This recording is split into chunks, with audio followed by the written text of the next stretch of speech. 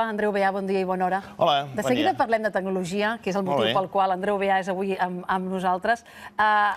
Correm aquest risc de pensar que a vegades la tecnologia ens permet controlar-ho tot, no? Els humans controlem el món i a vegades la natura ens posa, lamentablement, al nostre lloc, no? Clar, això és una percepció que tenim, d'estar de seguretat i tal, però a la que se surt dels paràmetres normals, a la que creix més una riera o que estem realment ens xoca que puguin passar aquestes coses, però és així. És així. La tecnologia ha salvat la vida a milions d'humans, però només un humà ens pot salvar de la tecnologia. Aquesta frase és de l'humorista Guillermo Fester, defineix prou bé la persona que ens acompanya avui al plató dels matins. Ho deia abans, enginyer de telecomunicacions, doctor, enginyer en electrònica i màster en gestió de les TIC, col·labora amb la Comissió Europea, amb la UNESCO, amb universitats, administracions, empreses d'arreu del món per promoure l'ús d'internet. Ara ja té poc mèrit perquè d'experts d'internet n'hi ha molts, però quan Andreu Beà va decidir creure-hi, gairebé ningú sabia ni què era, ni què significaria, ni quins canvis produirien les nostres vides. I la criatura s'ha fet gran. Efectivament. Hi ha una anècdota que la meva àvia em pregunta, per allà l'any 92, diu, i tu què et dediques ara? I jo dic, a internet, no? I es queda així, com dient, ostres, quin greu, no? Els teus pares, tants anys pagant els estudis, perquè et dediquis a aquestes coses de la neteja. Què va entendre ella? Neteja, internet sonava a aquella època a neteges internacionals, o no sé, una cosa així, no? Però la majoria d'empresaris també ho pensaven. Abans de vendre una connexió a internet, a l'any 94, havies de fer un curs d'internet i explicar què era, perquè ningú sabia el que era, no? I què era, a l'any 94? Bueno, no deixava de ser el que és ara, el que passa una mica més petit, hi havia menys gent i un esperit molt més de col·laboració, no? Perquè érem 4, llavors ens ajudàvem entre nosaltres a poder desplegar la xarxa, no? I ara s'ha fet molt més comercial, cada un ha fet les empreses, han fet el que en diuen els walled gardens, els jardins emmurallats, que el Facebook, si tens usuari de Facebook, llavors no pots veure els de LinkedIn, saps? Que s'està trencant. Igual que Xina té una altra internet, ja no és una única internet, ja tenim dues o més internets, i en el fons el bo que era d'internet, que era única, doncs això s'està perdent. Això vol dir també que la censura, perquè el debat sobre la censura a internet també és un dels debats més actuals. Aquest trencament, aquest aïllament, també aquest control per part de les administracions, però també per part de les empreses, és a dir, és possible censurar internet? Sí, s'ha demostrat que sí. De fet, si desenxufes, al final, clar, no hi ha... És una censura per hardware, no? És a dir, al final hi ha llocs, fins i tot a Rússia, que van prohibir parts del Twitter, i llavors, a intentar prohibir Twitter, van carregar-se mig Google, perquè ho fas amb adreces IP, amb les adreces, i clar, al final passen... És una censura que es nota molt, perquè al final hi ha molta gent... No pots parar, no? En el seu moment, ell mateix, pioner d'internet, però també coneixent d'altres pioners, penso en Vinton Cerf, i fer una mica la biografia d'això que ha canviat la nostra vida, aquests pioners calibraven en el seu moment la magnitud del canvi o tampoc? En absolut. Ningú va ser capaç de... No, ningú. O sigui, aquest és una mica, com a biògraf d'internet, el que em costa a mi és que la gent que fa 40 anys va fer aquest invent, en aquell moment no hi donava cap importància, perquè com un experiment, no? Entre això i que han passat 40 anys, hi ha molt poca gent que se'n recordi del que va passar als orígens, no? I poder-ho, escriure i deixar-ho perquè d'aquí un segle els historiadors agafin un material de primera línia, i tot gravat en digital, és el que porto quasi 30 anys fent. Documentant. Documentant. Acaba de publicar un llibre que es diu Tecnologia per andar por casa. Podríem dir que és un llibre molt pràctic, amb consells per resoldre la nostra vida digital de cada dia i de qualsevol persona. Hi ha solucions pràctiques per desenes de temes, però també hi ha reflexions de fons més en la línia del que ara parlàvem. Escolti'm, comencem per la part pràctica. En un dinar de Nadal amb Andreu Beà, quina és la consulta? Clar, aquest és el problema i una mica l'origen d'aquest llibre. No és un llibre d'autoajuda, com molta gent diu, és un llibre d'autoajuda. No, és un llibre d'autodefensa. Sí, ja ho he llegit, que dius que és un llibre d'autodefensa. Per què? Doncs perquè precisament el dinar de Nadal o qualsevol altra festa que em convidin, dius, bueno, ja que estàs aquí, arregla la wifi perquè no va. Llavors tothom passant-s'ho bé i l'Andreu al quarto fosc, allà, tic, tic, tic, i arreglant la wifi, que em queda cara de dir, què estic fent jo aquí? Jo venia a una festa, no? Bé, doncs això és continu. I aleshores, no sé si t'ha passat mai, que quan saps d'algú et va i et pregunta... No, jo soc de les que et diria arregla la wifi. Vale, o mira, ja que estàs aquí, la impressora no funciona, no? Dius, i jo em quedo amb cara de... I dic, per què no truques al servei tècnic? Bé, doncs ara el que puc fer és anar amb això i dic, mira, pàgina 66, tu mires, perquè està tot descrit pas a pas, supersimple, com una recepta de cuina, no? O sigui, tu poses receptes de cuina a internet, a Google, i tindràs 158 milions de respostes. Poses receptes de tecnologia I surt una i a sobre encara és un error. Per això què vol dir? Que ens fa por, que temem no entendre-ho, que preferim que algú ens ho faci? Sí, molts cops els humans ens bloquegem, no? Quan dius, allò, t'obseques i dius, no ho sé fer. Exacte, subcontractes, però clar, si no tens el cunyat informàtic o el qui sigui, doncs aquella persona que sempre... Bueno, al final el cunyat tampoc t'ho soluciona, però bueno, d'alguna manera algú que puguis preguntar, la gent se sent molt sola. Llavors he escrit en un llibre el que mai s'havia escrit, que és marques, models i preus. És a dir, amb aquells menús que tu vas, dius, escolta, un menú tan... no saps ni si és carn ni peix, no? Complicadíssim, amb uns noms i tal, i al final acabes menjant macarrons amb patates. Diu, en un restaurant tan bo, per què estic fent això, no? Doncs és el mateix.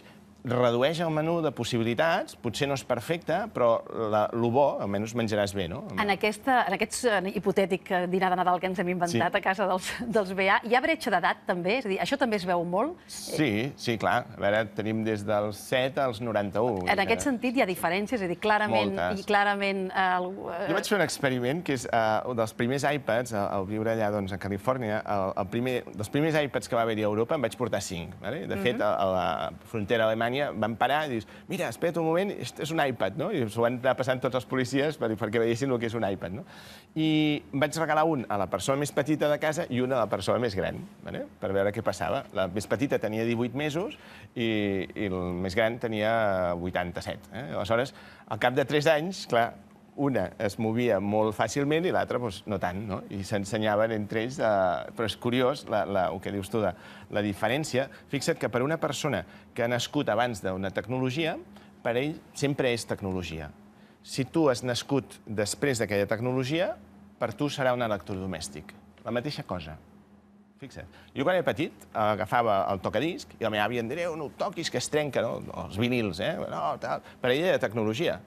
Però per mi, que jo sempre havia estat a casa, allò era un electrodomèstic, i és el mateix. Efectivament. Si tu agafes un iPad, a casa meva l'iPad no es diu iPad, es diu, els petits en diuen suau, perquè tots dèiem suau, que no ho aporregis, no? I llavors van quedar amb el suau, i el meu pare en diu la pissarreta, perquè li recorda de la pissarreta negra de quan era petit, i per tant, és un mateix objecte. Per uns és tecnologia, pels altres és un electrodomèstic. D'aquest llibre també es desprèn que una de les coses que més neguiteja és el tema dels arxius, no? Que en el fons té a veure amb la nostra memòria, els nostres records i la nostra vida. Com conservar els arxius i, sobretot, com assegurar que aquests arxius es podran llegir en un futur, perquè aquest és un perill real. Mira, jo sempre penso que en el segle XXII els historiadors que vulguin mirar el segle XXI tindran un buit. Així com tenim els papers de Qumran de fa mils anys, aquí tindrem un problema perquè tots aquests Twitters, tots aquests Facebook, tota aquesta quantitat de coses que estem emetent desapareixeran. Això és un perill real? És un perill claríssim. La paraula és perdurabilitat. O sigui, no perdura, no hi ha res que perduri. Fins i tot els enllaços, no? Tu dius, va, em guardo els enllaços, també són eteris, se'n van. Volies anar a consultar allò i ja no hi és. Aleshores, és com un disc dur, no? Un disc dur a casa teva, tu dius, bueno, tinc el meu patrimoni digital aquí dintre. Bueno, els discs durs, en 4 o 5 anys es trenquen. Sense que tu hi fais res, endreçadet allà a l'estanteria, per pols o pel que sigui. Per tant, sense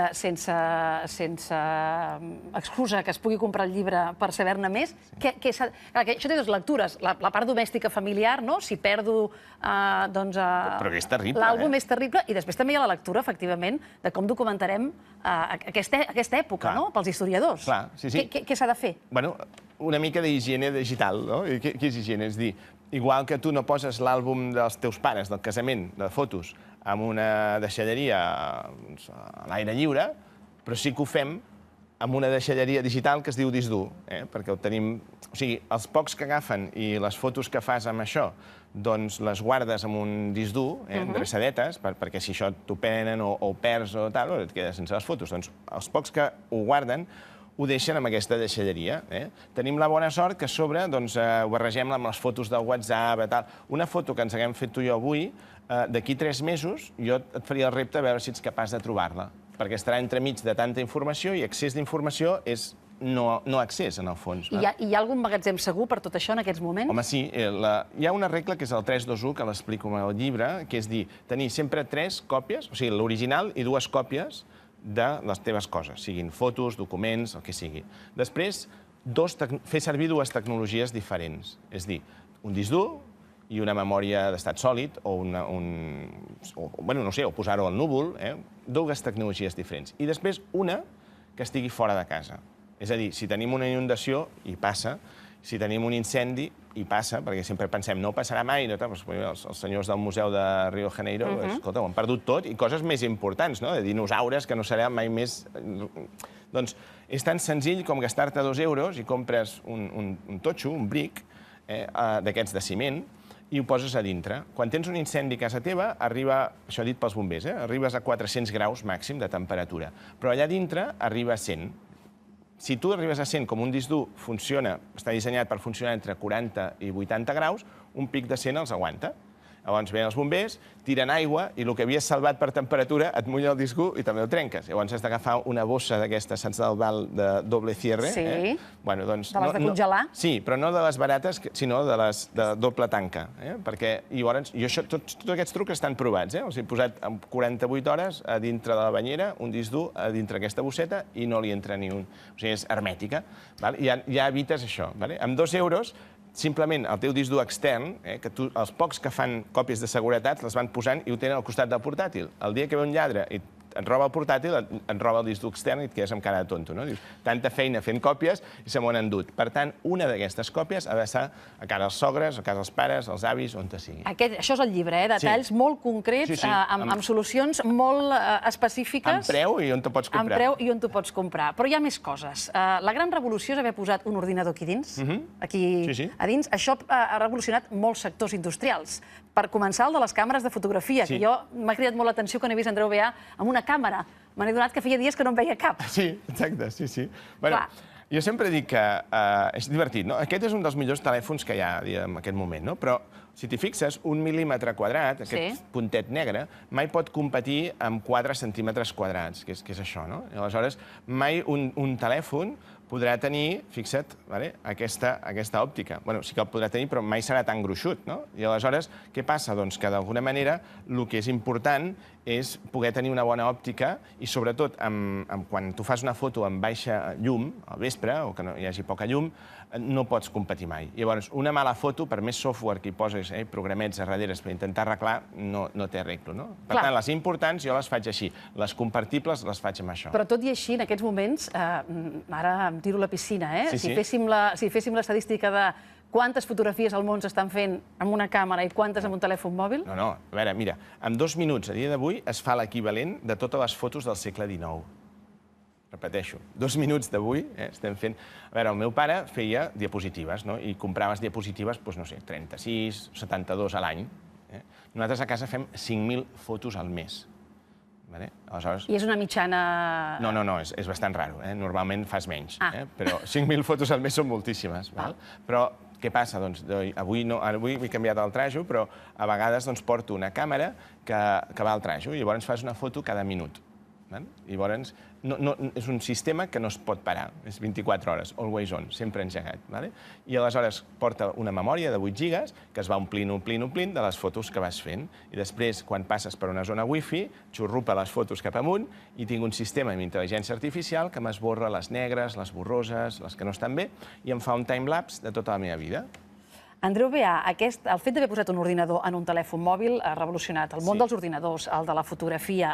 Seguirà amb altres sectors, l'automoció, els electrodomèstics, l'energia? Fixa't que al moment que vam disfressar un ordinador de càmera de fotos, les càmeres de fotos es van quedar allà i ara teníem, com deies tu, ja està desapareixent. Cada any es venen la meitat de càmeres de l'any anterior i va reduint-se. Doncs tenim una càmera, que és un ordenador disfressat de càmera. Al moment que tu, o més abans, vam disfressar una màquina d'escriure o un ordinador en forma de màquina d'escriure, les màquines d'escriure estan al museu.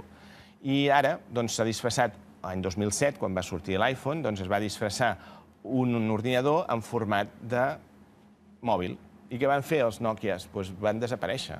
Igual que els Kodaks, en 3 anys, una empresa que era un monopoli, que tenia quasi 80% del mercat de paper, en 3 anys, 1998-2001, concretament aquests anys, va desaparèixer. I això cap on continua? Doncs ara anem pels cotxes. Ara hem de disfressar un ordinador en forma de cotxe.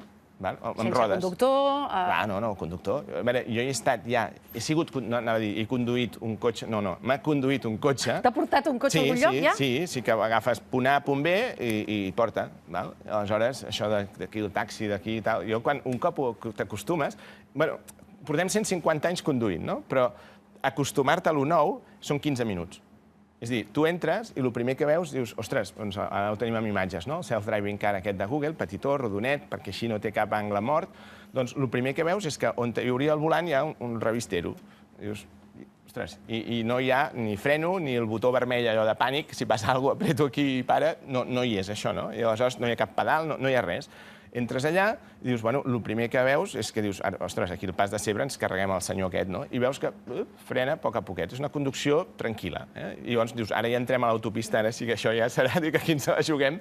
I no, és molt tranquil, o sigui, s'espera, clar, no fa cap truco i, per tant, és molt segur i al final entra. I quan entres, al final entens el del revistero, perquè quan ja portes 10 minutets així, comences a avorrir una mica, mires per la finestra, agafes a la revista i ja t'oblides. 15 minuts. Les administracions, estem parlant de les empreses, dels nostres canvis. La setmana passada Donald Trump va enviar un missatge d'alerta que era fals en el sentit que era una prova a tots els ciutadans dels Estats Units, en el seu mòbil. Correcte.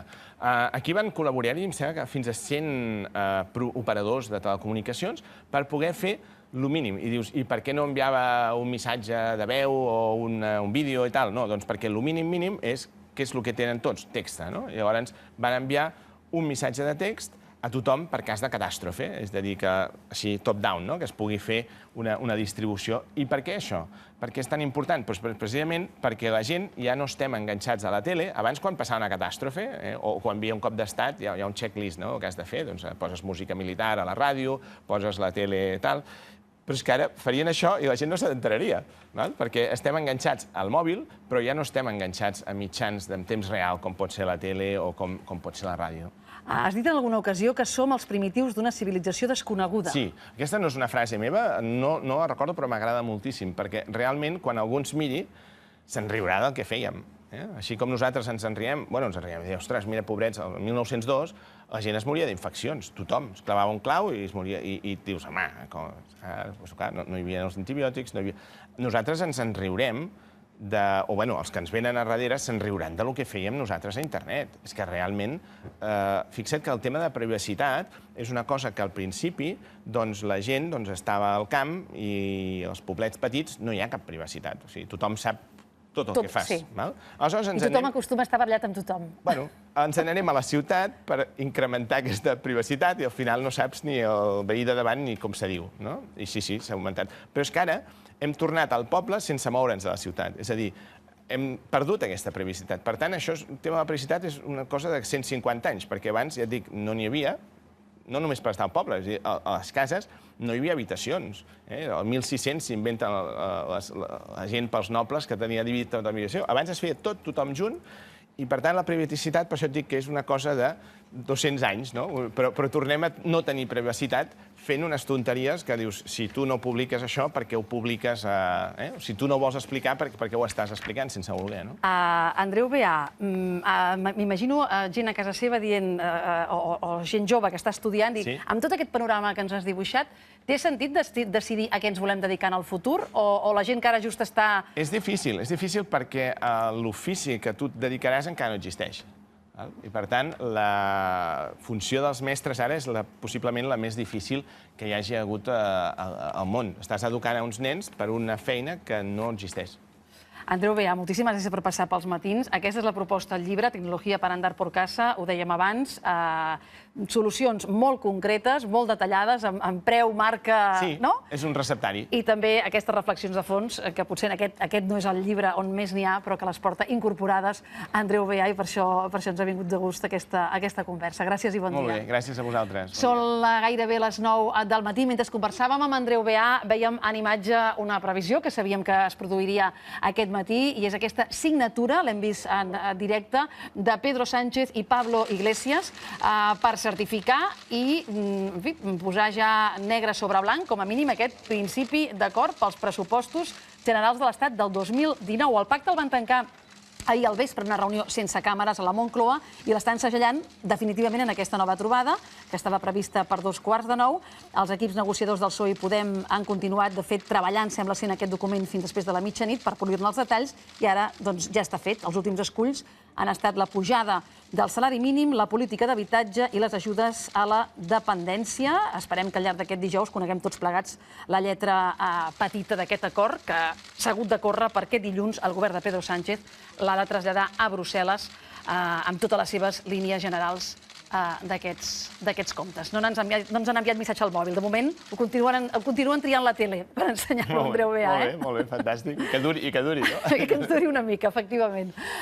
Pere, això ve una mica reflectit en els diaris perquè ahir ja va ser notícia, però veiem la certificació definitiva.